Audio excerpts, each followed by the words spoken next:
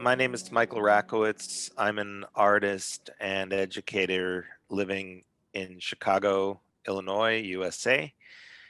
And I'm an artist that makes sculptures, situations, encounters, and ghosts.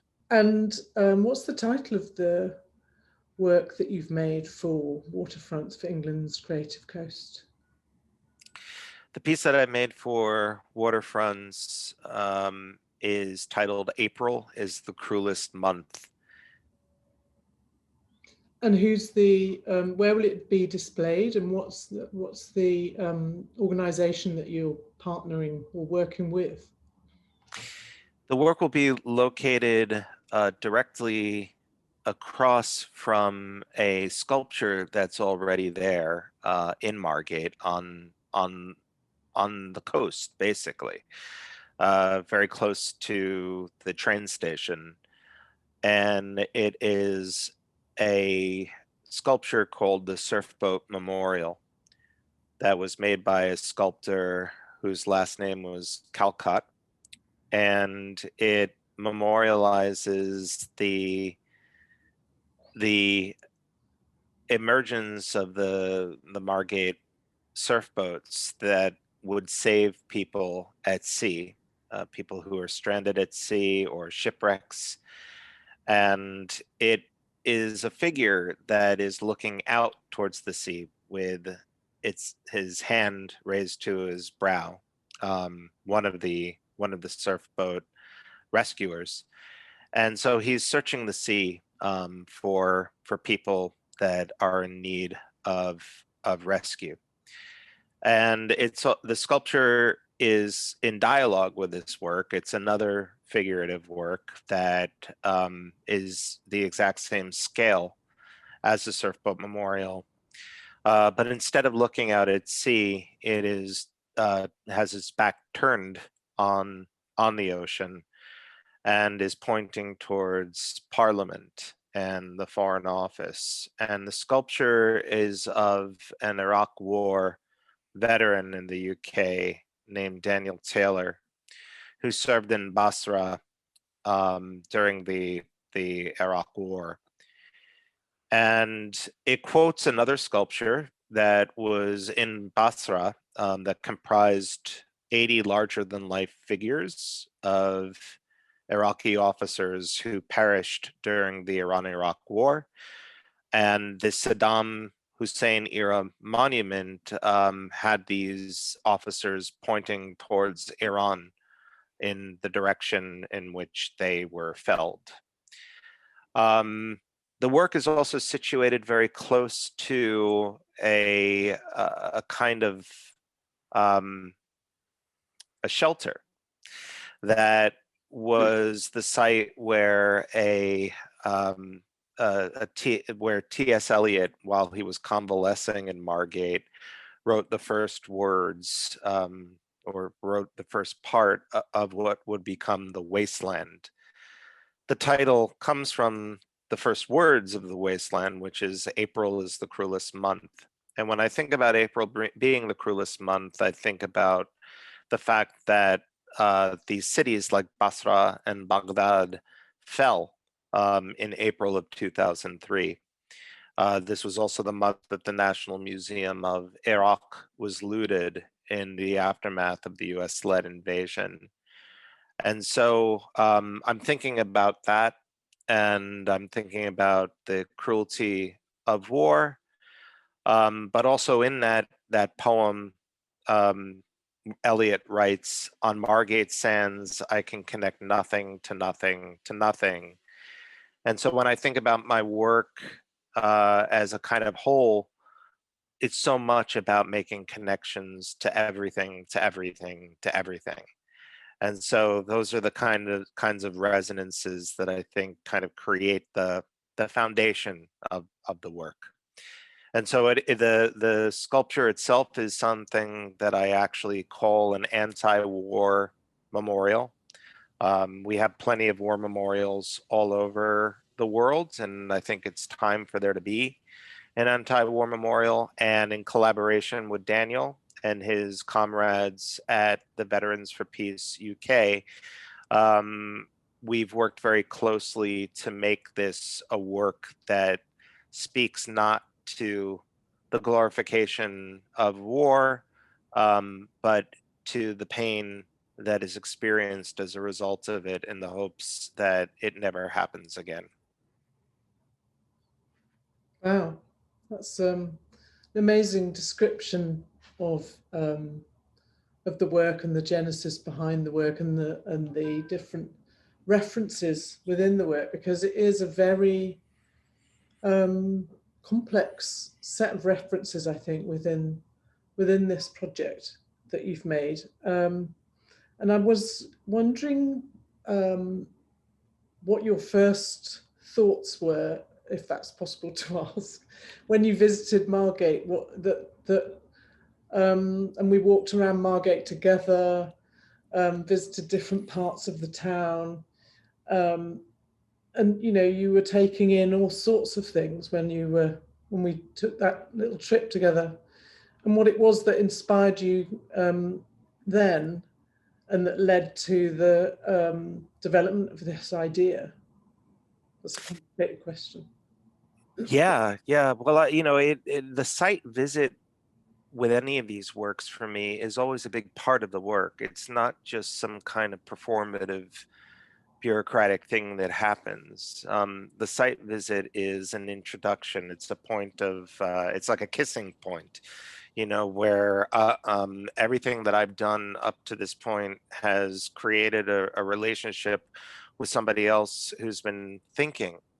And we get to think together. And so our trip to Margate was one that was really generative. And it was the first time that I was actually able to stand on the coast of England and to look at an ocean that had been so mythologized for me. And you hear about Kent, and you hear about the White Cliffs.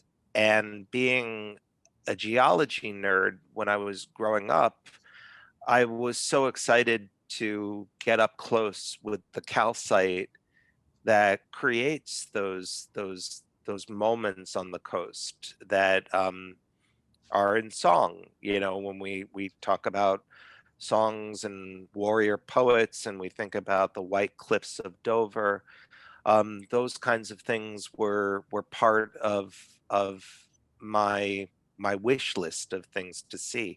But it was also about everything that stone tells you. Um, that stone in and of itself is an archive of things that have happened in the Mm. world. And I think about geology as being one of those things that unflinchingly tell you about the things that have happened to it. So, for instance, one of the stones that I found when we were together is here with me in my studio. There's a lot of things like this that end up being like talismans for me that remind me, of the work that I need to do. But a stone like this, that has a vein in it, is a kind of documentation of the violent tectonic shifts that create stone, of the igneous kind of outpouring of the insides of the earth. But this vein also represents an area where there was a gap, that the gray stone here had a fissure. And what happens when stone has a fissure is that water will rush in often, and it carries with it different minerals. And so this is almost like the rock being mended, but it becomes a kind of scar that shows itself. And so when I started to think about all the things that stone is disclosing to me, when I look at it, I started to also think about the fact that a lot of this stone that happens on the coast, whether it's in Margate or if it's in Folkestone, um, is fossil bearing stone. So it's also like these moments where sediment has formed around organic material and created these concretions. Mm. And so whatever it was that I was going to do, I knew that I wanted to kind of like work with geological time. I wanted to work with stone and maybe even make a new kind of stone. And we visited a lot of really amazing places, including the Shell Grotto, which is shrouded in a certain kind of like mystery because there's all these different creation myths about it. But when we visited it in 2019, um, I was looking at this incredible accumulation of a material that was seen as a kind of modular of these shells. And at that time in Trafalgar Square, I still had my work on the fourth plinth, which is an accumulation of all these different um, uh, kinds of Iraqi date syrup that are brought together to create this larger whole of the Lamasu that was destroyed at the Nergal Gate in the aftermath of the Iraq War. And so I really kind of wanted to stay with this idea of the stone. And as you know, I went through several different proposals. But as I started to think more and more about that statue of that man looking out at the coast, I started to think also about Margate being at the edge. Mm-hmm. And at that edge, at that coast, is a moment where you have an intersection of hospitality and hostility, which both come from the same root words of auspice, meaning stranger, guest, which is formed from ostis, which means guest or enemy. And so with this etymology in mind, I started to think about like, what has that sculpture seen in the past 100 years? What has that man looking out at sea seen? And to know that he's no longer necessarily looking out at sea for people to be rescued. But if we think about the immigration crisis, Mm. looking out at the sea to turn people away. And so as I started to think about that, I started to think about, why are we turning people away? And when you think about the instability that's been created in places like Iraq and places like Syria, and when you have people that are looking for refuge and looking for asylum, um, we have to look at why those circumstances were created. What were the conditions that created um, a, a, a mass migration of people, and not migration by choice, but by consequence? It's a method. It's a matter of survival. Yeah. And so for me, it became about the soldier once again. And one of the things about that monument in Basra is that it was a very, very authoritarian memorial. It was one of the few sculptures that were made under Saddam Hussein's reign that did not feature his visage. But they were also sculptures that were meant to intimidate the local Shia population in Basra, who share the same sort of religious lineage with people in Iran. And so it was almost like a warning about any kind of uprising against Saddam. And so Mm. when the British came in and occupied Basra during the Iraq War, these sculptures were felled from their pedestals, largely as the result of the local population who did not want their kids growing up to hate Iran. But when I thought about them being thrown into the Shatt al Arab, the waterway that divides Basra from Iran, I thought about what happens to them, Mm. and what happens to the British soldier that sees these sculptures being taken off their pedestals. Do they see themselves in that soldier, in that Iraqi soldier? Do they see themselves as like this continuous vector of invaders and occupiers who will themselves be removed? And so it became something where I started to imagine that sculpture underwater, more or less accumulating all of the sea life that attaches itself to it, and then walking underneath the waterways, eventually emerging, just on the coast of of Margate, and carrying with it, all of the traumatic items in between. Mm. And so it became a British soldier. It didn't become the 81st Iraqi soldier in that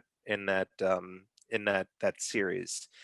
And as I started to think about the fossil-bearing stone and all those things that the stone could tell us, um, I worked with the White Wall Company to come up with an aggregate that had the calcite stone from Margate, that had sand and earth from Basra. Um, but then the Veterans for Peace in the UK, this anti-war group with whom I collaborated, their members started to donate objects that were objects of trauma, objects that more or less held the moral injury that they felt in participating in this thing called war.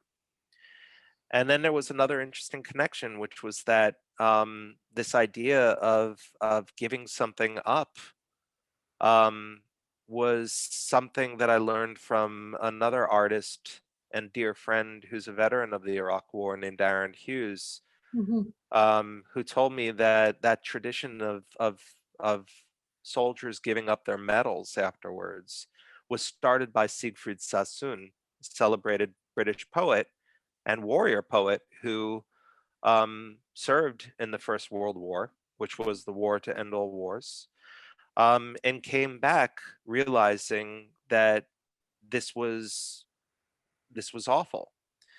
That war was the worst thing anyone could engage in. That it was essentially an extension of basic of child sacrifice, of asking these young people to go and fight.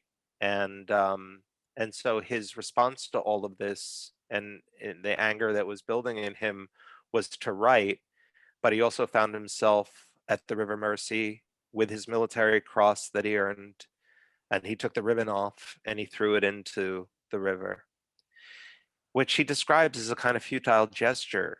But in 2012, the Iraq Veterans Against the War here in the US convened around the NATO conference that was happening in Chicago, and they all lined up to throw their medals at the NATO officials that were in the conference hall, you know, close to where they set up. And so when I described this event to the veterans, the person that the sculpture is based on, Daniel Taylor, told me that that in the UK, giving up that medal would be really hard because it's proof. It's proof of service, and it's proof that allows for veterans to get the care that they need, and that it was a kind of currency. Mm. And the story that leaves me breathless in this whole sort of um, process that we've been through together was when I visited London in in the early part of 2020 before lockdown, and and the sculpture was about to be cast. I visited Daniel for dinner at his home, and he said, I have something for you. And he brought out a bag that had the items he wanted to go into the sculpture. And at the very bottom of the bag was his medal. And I said to him, listen, we spoke about this, and you told me that it's currency. And he Mm. said, yeah, but it's time to spend it.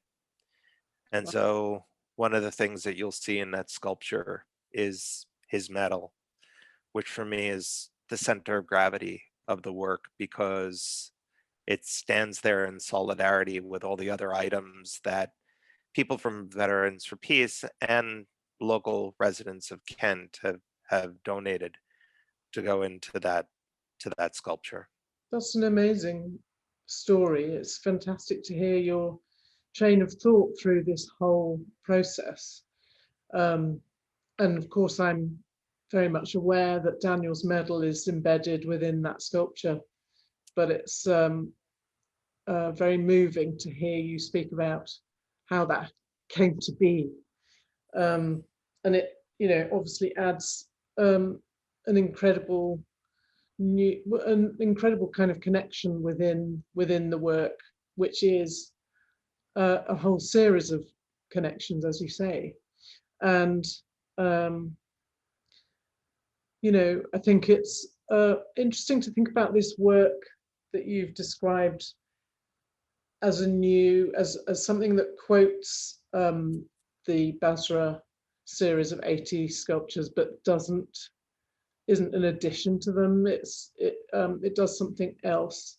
And I was wondering if that's something new for you in your practice, or because a lot of the work that you've been making is about reproducing things that have been taken and disappeared.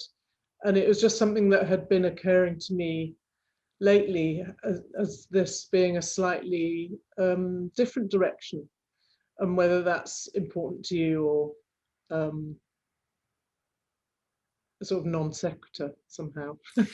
No, no, it's a great question, because yeah, that is very much the conversation I've been having with myself, throughout this work, and it reached another level of high relief in June of last year, after the sculpture had been cast, in the aftermath of the murders of Breonna Taylor and Ahmaud Arbery and George Floyd, by a murderous and racist police force in the United States.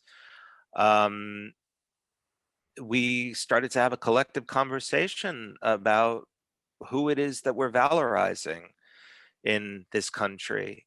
And it's really a conversation about the institutionalized things like racism that find their way into the very structure of the worlds that we live in, and the names we need to say in Mhm. order to get somewhere. I think about the Robert E. Lee sculpture in Virginia, and I think about that on the same trajectory of the former name of Istanbul's airport, which was Ataturk Airport. For an Armenian flying into Ataturk Airport in Istanbul would be like a Jew flying into Hitler Airport in Berlin. And so there are things that need to be removed, Mm, but they need to be removed in ways where it isn't just about the amnesia that I think cities would love to accommodate just to get rid of a problem. mm, I'm more interested in creating the moments where we can have something that isn't about removal, but it's about restoration.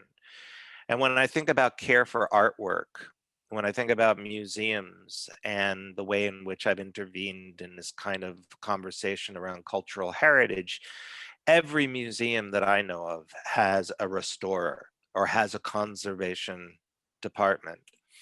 And one of the things that I think we need to talk about that isn't just about restitution, that isn't just about repatriation, is restoration. We talk about restorative justice, which is a process. It is a process of working through, and it is a difficult process. And as my friend M. Carmen Lane points out, the process of healing is often more painful than the wound itself. And so I think if we're actually going to do this work, we have to do it right. mm, Because I do think that, like, when it comes to things like restitution or repatriation, we can fall into the same traps that we fall into with apology, which is often said for the person saying it. It unburdens them of their guilt more than it restores the person who is receiving it. Um, the true work is going to be something that is ongoing and it's eternal. Um, and for me, this is the visionary part of it. This is what I want to contribute to. So when I think about a memorial or a monument in this way, it's very important to me to not reappear the things that made it traumatic for the people that received it in the first place. So the people of Basra had every right to remove this work.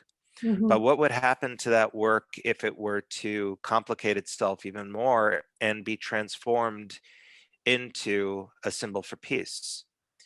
Which is essentially what it's become for me, because it is not pointing out towards the sea, towards some imagined enemy elsewhere, but it's pointing within. Yeah. Um, and so it's showing the work that then needs to be done to truly have a kind of abolitionist discourse around war. Yeah. But it is a difference, because when it is these works that I've been reappearing, objects that have been looted from museums because the West values them so much, or objects that have been destroyed by groups like ISIS for the same reason, it has more to do with reappearing those works as ghosts in places that need to be haunted. And in this case, I think it has to do more with what's inside the object than what's on the outside of it. Mm. So this can appear as a soldier to many people, and it doesn't diminish the work that the soldier has done, and the work that still needs to do that still needs to be done. That's about healing, but it also does its job of haunting, because these valorizations that are received at the end of this horribly traumatic thing, um, are not the answer. The Mm. answer is to make sure that this never happens again, and to also repair and restore the world that has been completely destroyed as a result of these adventures. Mm. No, it's interesting, of course, when we first began our conversations and you and I visited Margate together 2 or 3 years ago, that we wouldn't have ever anticipated the things that happened over the last year, the pandemic, the lockdown, but of course, everything that happened with as a result of the death of the murder of George Floyd, and the Black Lives Matter movement really growing in strength and number, and this reevaluation of what monuments are for, that's really underway now. So to be installing this work with that kind of background and context now just gives it an incredibly different kind of meaning, I guess. It's or reinforces the points and the narrative on which you've kind of constructed it, I think. Absolutely. And, after studying with people like Krzysztof Wodiczko, who's one of my heroes, and I'm really honored to call him a friend. I've never looked at monuments the same after working with him, and he always spoke about speaking through monuments and what a monument means to its public. And finally the monuments are speaking to us again. One thing that Christoph always pointed out to us was how anonymous they were. That I didn't notice that it was it was a statue of George Washington on a horse in Union Square, and I'm a New Yorker. But then after September 11th, he was painted pink and was adorned with anti-war Mm-hmm. stickers and things. And so suddenly it spoke to me.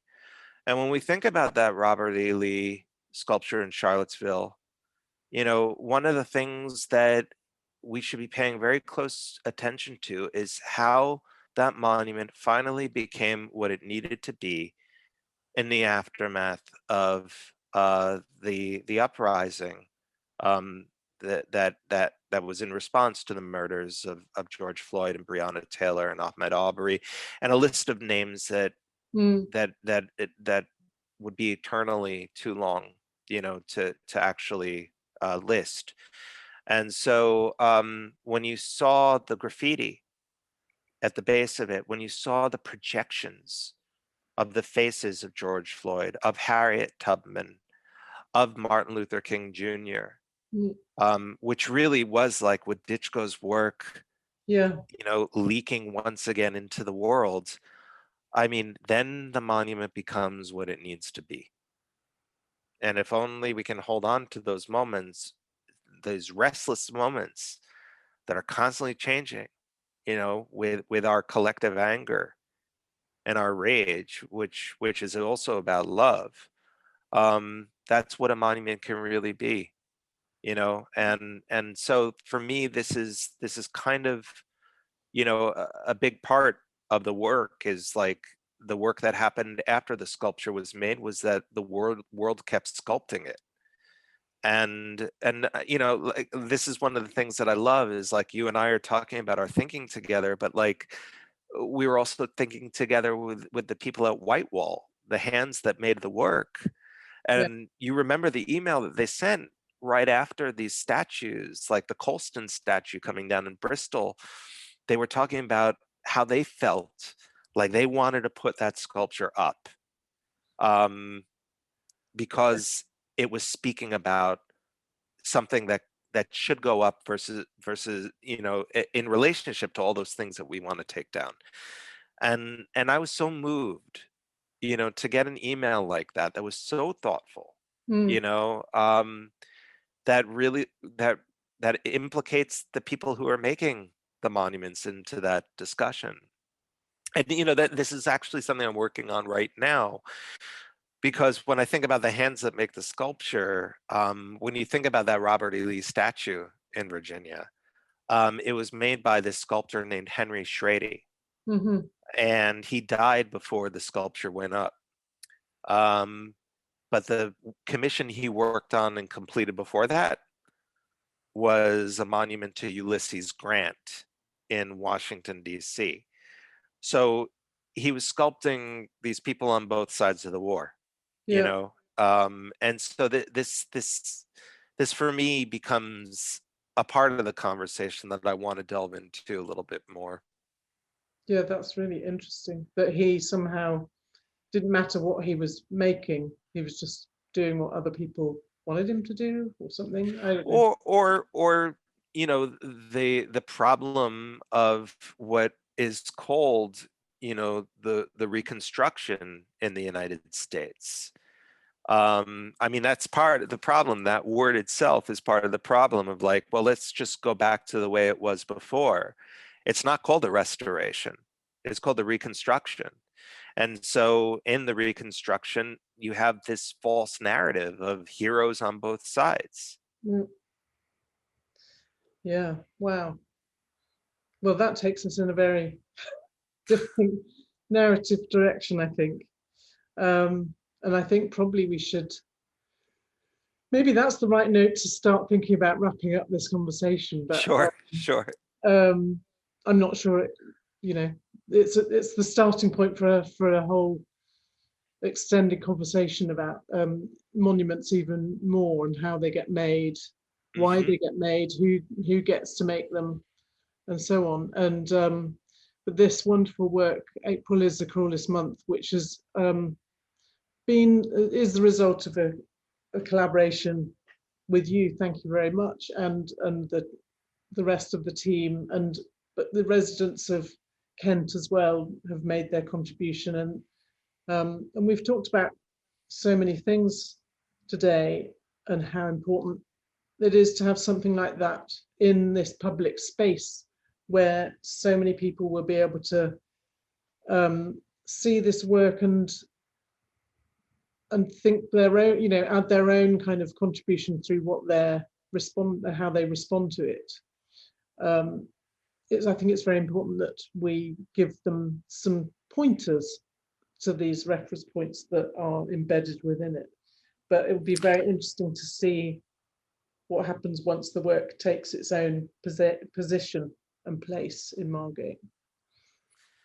Yeah, I'll be interested as well. I mean, I always feel like the public, become really, really vital collaborators in the production of meaning. And the other thing to mention is, yes, our gratitude for people like Dia Jiba, at Turner Contemporary, Mhm. who ran these workshops with residents of Kent who were not veterans, but were people that are affected by war.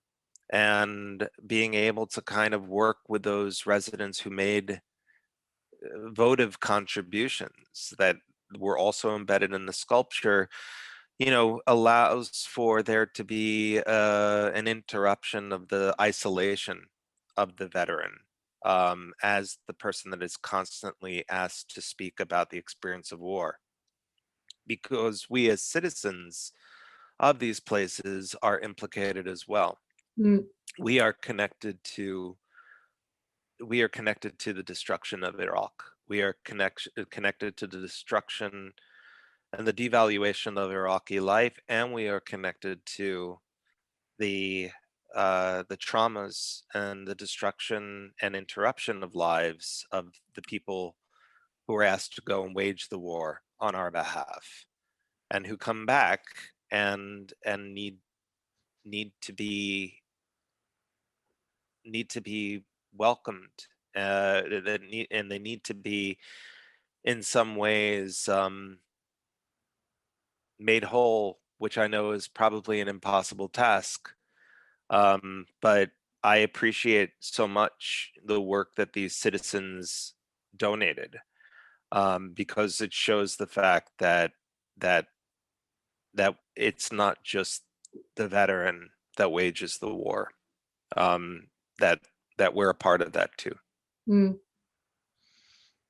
Absolutely. Well, I mean, I'm sure they'll all be really looking forward to seeing that work that contains something that they've contributed, and I think that's what makes it even to have sort of bigger horizons somehow, and to have the contributions of so many people within it.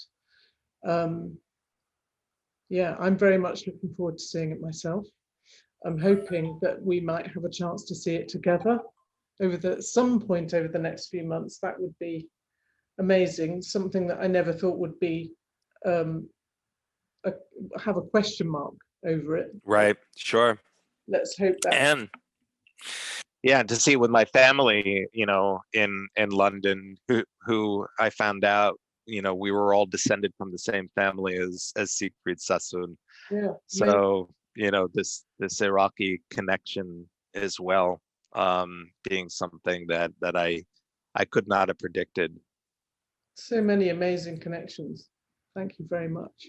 Thank you. It's been such a wonderful experience working with you.